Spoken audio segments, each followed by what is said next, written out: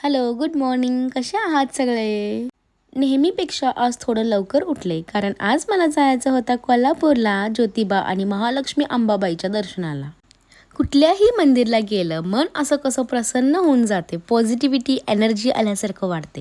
त्यानंतर छान दर्शन घेतले ज्योतिबाचं आणि तिथून आम्ही निघालो महालक्ष्मीच्या दर्शनाला. तिकडे गेलो आणि तिथे पण आम्ही छान दर्शन घेतलं आणि त्यानंतर आम्ही थोडेफार शॉपिंग केली.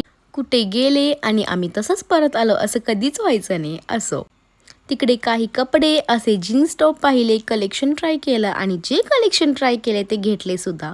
छान होती म्हणजे तिथे कपडे आणि कलेक्शन मस्त होती. शॉपिंग केली छान. नंतर शुगर कॅन घेतलं. प्रचंड ऊन होती तिकडे. घरातून आम्ही जेवण नेलेलं, सगळे जेवून घेतलं.